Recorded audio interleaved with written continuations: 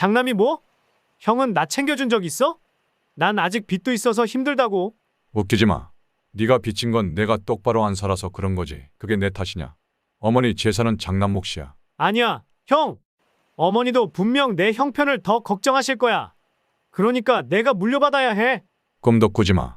내가 어머니를 모실 거니까 당연히 재산도 내가 관리해야 돼. 그러고 보니 왜 그동안 재산에 대해 말씀 안 하신 거예요?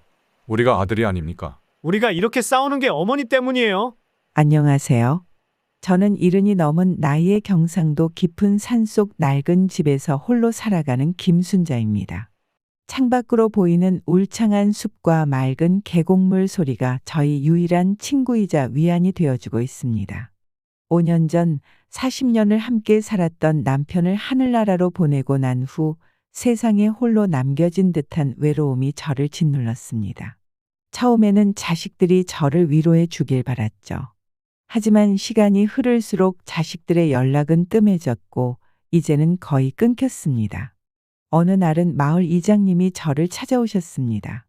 할매, 아들들한테 연락 왔소? 이장님의 걱정 어린 목소리에 저는 그저 쓴웃음만 지었습니다. 아이고, 이장님. 다들 바쁜가 봅니다. 서울에서 잘 살고 있다는 소식만 듣네요. 주변 이웃들도 저를 볼 때마다 안타까운 눈빛을 보내며 수군거립니다. 아들들이 서울에서 잘 나가는 것 같은데 엄마한테 한 번을 안 찾아온대. 그런 말을 들을 때면 가슴이 아프지만 저는 담담한 표정을 지으려 노력합니다. 하지만 사람들은 모릅니다. 제 가슴 깊숙이 묻어둔 커다란 비밀을. 그것은 바로 남편이 남기고 간 성남의 150억 원 상당의 빌딩입니다. 꽤 큰 규모의 상가 건물로 매달 적지 않은 임대료 수입이 들어옵니다. 하지만 이 사실을 아는 사람은 저와 변호사님 단 2사람뿐입니다. 남편은 죽기 전 제 손을 꼭 잡고 이렇게 말했습니다. 여보, 이 건물은 우리의 노후를 위한 거예요. 하지만 욕심 많은 우리 아들들에게 말하지 마세요. 자식들이 스스로의 힘으로 성공하길 바라요. 돈이 쉽게 생기면 사람이 망가지는 법이에요. 그날 이후로 저는 남편의 뜻을 따라 이 사실을 아무에게도 알리지 않았습니다. 심지어 저의 피와 살을 나눈 아들들조차 모르게 했죠. 첫째는 서울에서 중소기업을 운영하고 둘째는 직장 생활을 하며 그럭저럭 살아가고 있다는 소식만 듣고 있었습니다. 돌이켜보면 우리 가족은 행복했습니다. 남편은 성실했고 자식들도 어릴 적엔 착했죠.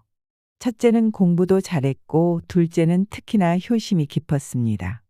명절이면 온 가족이 모여 송편도 빚고 여름 휴가 때면 시원한 계곡에서 수박을 먹으며 웃음꽃을 피웠죠. 하지만 세월이 흐르면서 모든 것이 변했습니다.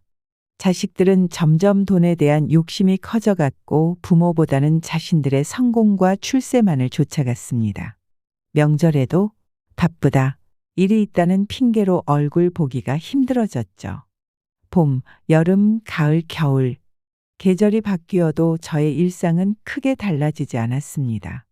아침에 일어나 마당에 채소밭을 돌보고 집 앞 계곡에서 빨래를 하고 저녁이면 텔레비전 앞에 앉아 드라마를 보는 것이 전부였습니다.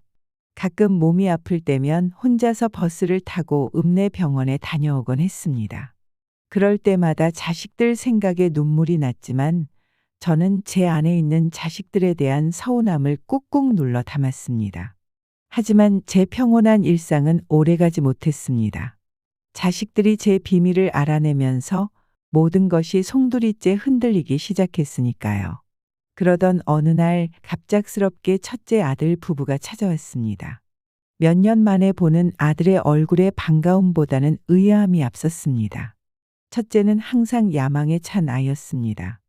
대학 시절부터 사업 성공을 꿈꾸며 가족보다는 자신의 미래만을 줬던 아이였죠.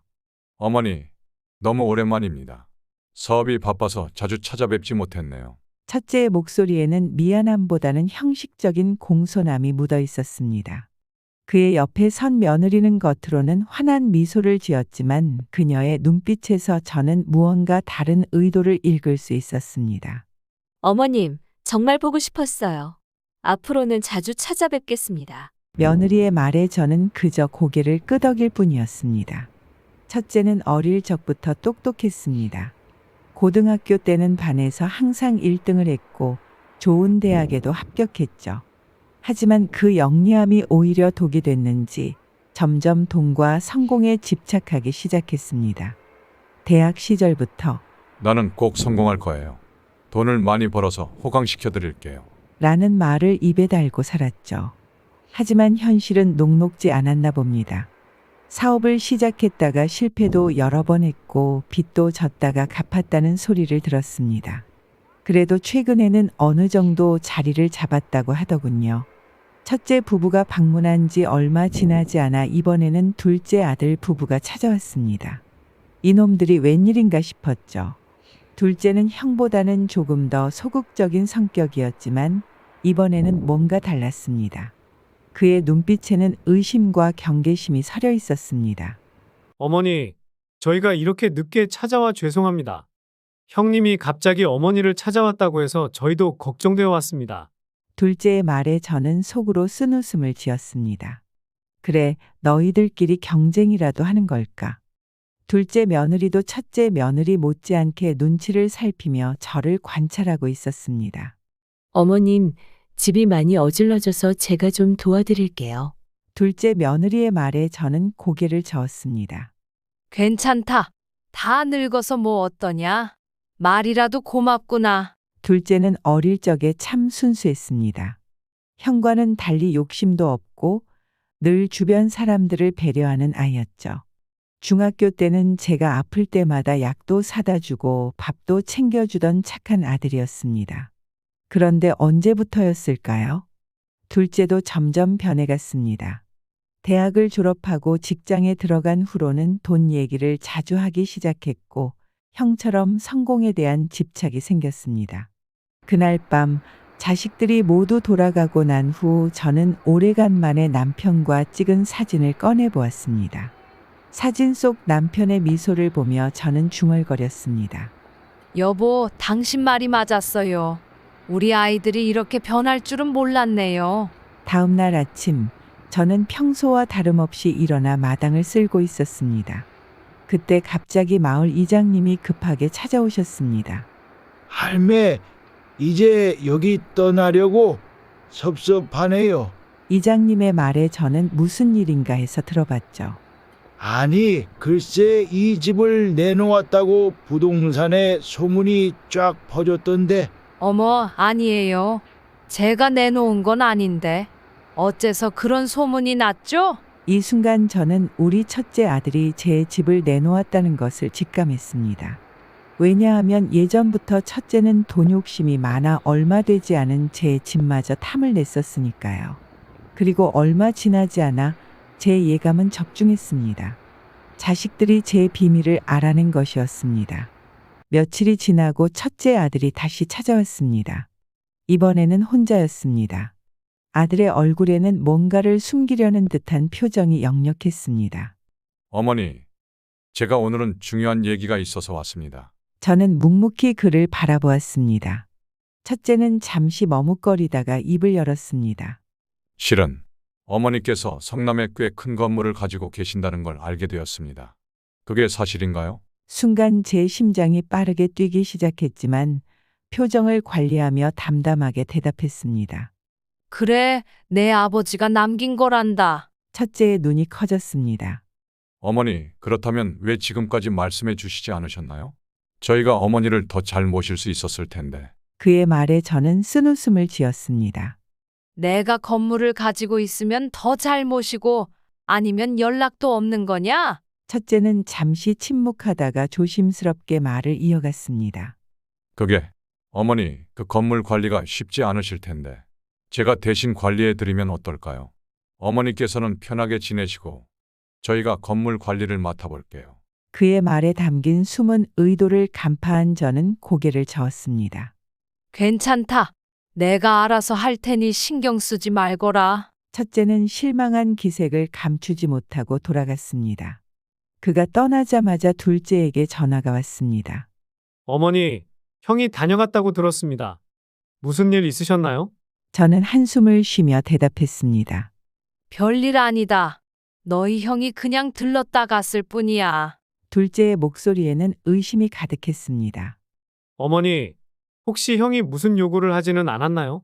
내가 걱정할 것 없다. 다 내가 알아서 할 테니 신경 쓰지 말거라. 그날 밤 저는 잠을 이루지 못했습니다. 자식들의 달라진 태도가 마음에 걸렸기 때문입니다. 창밖으로 보이는 달빛을 바라보며 생각에 잠겼습니다. 제가 알게 된 충격적인 사실이 있었습니다. 자식들이 제 뒤에서 모의를 꾸미고 있었던 거죠. 이장님을 통해 들은 이야기로는 첫째가 동네 부동산에 제 집을 몰래 내놓았다는 것입니다. 심지어 제가 치매 초기 증상이 있어서 혼자 살기 힘들다는 소문까지 퍼뜨렸다고 합니다. 더 놀라운 것은 둘째도 가만히 있지 않았다는 사실입니다. 둘째는 동네 병원 원장을 찾아가 제 정신 감정을 의뢰하려 했다고 하더군요. 제가 정신적으로 불안정하다는 진단을 받게 해서 재산 관리 권한을 빼앗으려는 속셈이었던 것입니다. 문득 어릴 적 자식들의 모습이 떠올랐습니다. 첫 돌 때 돌잡이에서 첫째는 연필을 잡았고 둘째는 돈을 잡았었죠.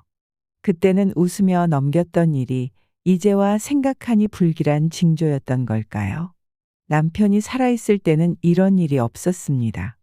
자식들도 1년에 몇 번이라도 찾아왔고 명절이면 온 가족이 모여 정답게 지냈었는데 남편이 떠나고 나서 모든 게 변했습니다. 다음 날 더 충격적인 소식을 듣게 되었습니다. 이장님이 전해준 소식인데 자식들이 서울의 요양원을 알아보고 있다는 것이었습니다. 저를 강제로 요양원에 보내고 재산을 가로채려는 계획을 세우고 있었던 거죠. 할매, 조심하셔야 해요. 아들들이 수상한 낌새가 보여요. 이장님의 걱정 어린 목소리가 제 마음을 더욱 무겁게 만들었습니다. 자식들은 읍내 한 식당으로 저를 불러냈습니다. 평소에는 발걸음도 하지 않던 아이들이 이렇게 자리를 마련한 것이 마음에 걸렸지만 어떤 속내인지 확인하고 싶어 나갔습니다. 식당에 도착하자 아들들과 며느리들이 이미 와 있었습니다. 자식들의 얼굴에는 어색한 미소가 가득했습니다. 첫째가 조심스럽게 입을 열었습니다. 어머니, 이제 저희와 함께 지내시는 게 어떨까요? 이 산골에서 혼자 지내시기에는 너무 외로우실 것 같아요. 둘째도 거들었습니다. 맞아요, 어머니. 저희가 모시고 살겠습니다. 서울에 좋은 아파트도 알아봤어요. 식사가 시작되고 자식들은 계속해서 달콤한 말들을 늘어놓았습니다. 하지만 저는 그들의 눈빛에서 숨겨진 의도를 읽을 수 있었습니다. 어머님, 집이 너무 낡았어요. 위험할 수도 있어요. 그 집을 팔고 더 나은 곳으로 가시는 게 어떨까요? 첫째 며느리가 말했습니다. 순간 분노가 치밀어 올랐지만 저는 참았습니다. 대신 조용히 대답했습니다. 그 집은 네 아빠와의 추억이 가득한 곳이야. 팔 생각이 없단다. 식사가 끝나갈 무렵 둘째가 조심스럽게 말을 꺼냈습니다. 어머니, 저희가 알아보니까 그 성남에 건물이 꽤 가치가 있더라고요. 혹시 그 건물 관리는 어떻게 하고 계신가요? 저는 그들의 눈빛을 하나하나 살폈습니다. 탐욕과 조급함이 가득한 자식들의 모습에 마음이 아팠습니다. 그러다 갑자기 자식들 사이에 싸움이 시작됐습니다. 제가 재산을 물려준다는 말 한마디 없었는데도 서로 자기 몫을 주장하기 시작한 것입니다. 그래도 장남인 저희가 어머니 재산을 먼저 물려받아야 하지 않겠어요? 첫째 며느리가 말했습니다. 무슨 소리예요? 어머니 재산은 제가 물려받아야 되지 않아요? 저희가 더 어려운 형편이라. 둘째 며느리의 목소리였습니다. 무슨 소리야? 내가 왜? 내가 장남인데 당연히 내가 받아야지. 첫째가 언성을 높였습니다. 저는 그 자리에서 얼어붙은 채 그들의 대화를 듣고 있었습니다. 장남이 뭐? 형은 나 챙겨준 적 있어? 난 아직 빚도 있어서 힘들다고. 둘째의 목소리가 떨렸습니다. 웃기지 마. 네가 빚진 건 내가 똑바로 안 살아서 그런 거지. 그게 내 탓이냐? 어머니 재산은 장남 몫이야. 첫째의 목소리에는 분노가 가득했습니다. 아니야, 형. 어머니도 분명 내 형편을 더 걱정하실 거야. 그러니까 내가 물려받아야 해. 꿈도 꾸지 마. 내가 어머니를 모실 거니까 당연히 재산도 내가 관리해야 돼. 그러다 자식들의 싸움에 화살이 곧 저에게 돌아왔습니다. 그러고 보니 왜 그동안 재산에 대해 말씀 안 하신 거예요? 우리가 아들이 아닙니까? 우리가 이렇게 싸우는 게 어머니 때문이에요. 저는 그들의 돌변한 태도에 놀라 말을 잃었습니다. 그날 밤 식당에서 있었던 일을 되새기며 저는 오랫동안 잠을 이루지 못했습니다. 자식들의 민낯을 본 충격이 너무나 컸기 때문입니다. 다음 날 아침 저는 변호사에게 전화를 걸었습니다. 변호사님, 결심했습니다. 계획대로 진행해 주세요. 제 자식들이 제 재산에 대해 어떤 행동을 할지 지켜봐야 할 것 같습니다. 그로부터 며칠 후 첫째 아들이 서류 뭉치를 들고 찾아왔습니다. 어머니, 이건 어머니의 재산을 저희가 대신 관리해 드리기 위한 서류입니다. 여기에 서명만 내주시면 돼요. 저는 서류를 받아들고 천천히 읽어 내려갔습니다. 그것은 제 재산에 대한 모든 권한을 교묘하게 첫째 아들에게 넘기는 내용이었습니다. 이게 무슨 짓이냐? 난 아직 정신 멀쩡하고 내 돈 내가 관리할 수 있다. 첫째는 당황한 기색이 역력했습니다.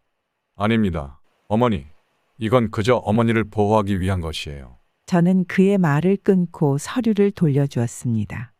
가져가거라. 난 서명 안 한다. 첫째가 떠나고 얼마 지나지 않아 둘째가 찾아왔습니다. 그의 표정은 형과는 달리 냉정해 보였습니다. 어머니, 솔직히 말씀드리겠습니다. 그 건물 우리가 관리하게 해주세요. 어차피 살 날도 얼마 안 남으셨잖아요. 제가 잘할 테니까 믿으시고 편하게 사세요. 그 말을 듣는 순간 제 마음속에 있던 마지막 자비마저 사라졌습니다. 저는 차갑게 대답했습니다. 너희에게 그렇게 가르치지 않았다. 부모를 이렇게 대하라고 가르치지 않았어. 둘째는 제 말에 아랑곳하지 않고 계속해서 재산 얘기만 늘어놓았습니다. 저는 결국 그를 내쫓다시피 해서 보냈습니다. 그날 밤 저는 오랜만에 눈물을 흘렸습니다. 자식들의 모습에 실망도 컸지만 한편으로는 제가 지금 하고 있는 일이 옳은 것인지에 대한 의문도 들었습니다. 하지만 곧 마음을 다잡았습니다. 다음 날 아침 저는 변호사를 다시 찾아갔습니다. 그리고 제 인생에서 가장 큰 결단을 내렸습니다. 일주일 후 저는 자식들을 다시 한번 불렀습니다. 이번에는 제가 사는 집으로요. 모든 재산은 이미 처리됐다. 너희는 한 푼도 받지 못할 거야. 대신 그 돈을 기부하기로 했단다. 첫째가 흥분해서 소리쳤습니다. 어머니, 그럴 순 없어요. 우리한테 이럴 순 없다고요. 할 수 있고 말고 이미 다 끝난 일이야. 둘째는 무릎을 꿇고 애원했습니다. 어머니, 제발요. 우리에게 기회를 주세요. 잘못했습니다.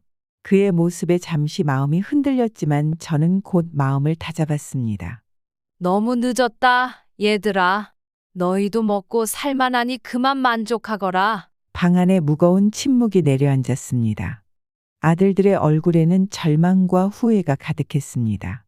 자식들이 떠나고 집안에는 무거운 정적만이 감돌았습니다. 창밖으로 보이는 산의 풍경은 여전히 아름다웠지만 제 마음속은 폭풍우가 지나간 듯 혼란스러웠습니다. 이제 정말 끝인가? 저는 중얼거리며 낡은 소파에 몸을 기댔습니다. 그때 전화벨이 울렸습니다. 수화기를 들자 변호사의 목소리가 들렸습니다. 어르신, 모든 절차가 완료되었습니다. 재산은 전부 자선단체로 이전되었고 아드님들은 법적으로 어떤 권리도 주장할 수 없습니다. 고맙습니다, 변호사님. 제 목소리는 담담했습니다. 가슴 한편이 무거워졌습니다. 전화를 끊고 창밖을 바라보니 갑자기 모든 것이 허무하게 느껴졌습니다. 제가 평생 모은 재산 그리고 제 핏줄 모두 한순간에 사라져 버린 것 같았습니다. 다음 날 아침 예상치 못한 손님이 찾아왔습니다. 첫째 며느리였습니다. 어머님, 더 기회를 주세요. 저희가 잘못했어요. 첫째 며느리의 목소리에는 간절함이 묻어 있었습니다. 하지만 저는 이미 마음을 굳혔습니다. 얘기 못 들었나 보구나. 이제 그만 돌아가거라. 더 이상 할 말이 없다. 그 후로 며칠 동안 둘째 아들과 둘째 며느리도 찾아왔지만 저는 그들 모두를 문전박대했습니다. 매번 문을 닫을 때마다 가슴이 찢어지는 듯한 고통이 밀려왔지만 저는 참았습니다. 그렇게 한 달이 지났을까요? 이제 더 이상 자식들이 찾아오지 않았습니다. 처음에는 해방감이 들었지만 곧 깊은 외로움이 저를 덮쳤습니다. 하지만 시간이 지날수록 제 마음은 점점 가벼워졌습니다. 이제는 아침에 일어나 마당에 꽃들에게 물을 주며 미소 지을 수 있게 되었고, 저녁이면 달빛을 보며 평온한 마음으로 하루를 마무리할 수 있게 되었습니다. 제가 기부한 재산으로 세워진 장학재단에서 소식이 왔습니다. 어려운 환경의 학생들이 장학금을 받고 공부할 수 있게 되었다는 소식이었습니다. 그 소식을 들으니 제 선택이 옳았다는 확신이 들었습니다. 이제 저는 매주 한 번씩 마을의 경로당에서 자원봉사를 합니다. 저보다 더 어려운 환경에서 살아가는 이웃들을 돕는 일이 제게 새로운 기쁨이 되어 주었습니다. 가끔 밤하늘의 별을 보며 남편에게 말할 겁니다. 여보, 내가 잘한 걸까요? 당신이 남긴 재산으로 좋은 일을 하고 있어요.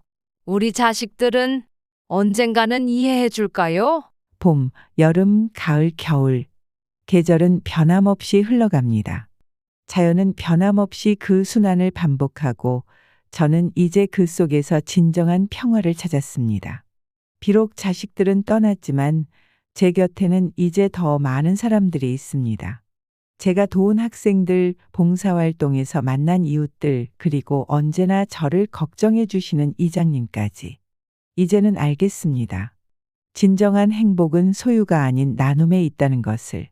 그리고 진정한 가족은 피보다 마음으로 이어진다는 것을. 창밖으로 보이는 산들은 여전히 그 자리에 있습니다. 계곡물 소리는 변함없이 맑게 들리고 새들은 여전히 즐겁게 지저깁니다. 이제 저는 압니다. 인생에서 가장 큰 유산은 돈이 아닌 우리가 남기는 선한 영향력이라는 것을. 우리 모두가 한 번쯤은 생각해 봐야 할 가족의 의미, 그리고 진정한 행복이 무엇인지 돌아보는 시간이 되셨기를 바랍니다. 다음 편에서 또 다른 감동적인 사연으로 찾아뵙겠습니다. 들어주셔서 감사합니다. 영상이 즐거우셨다면 주변 분들에게 공유 부탁드립니다. 구독과 좋아요, 알림 설정 누르셔서 다음 이야기도 함께하면 좋겠습니다.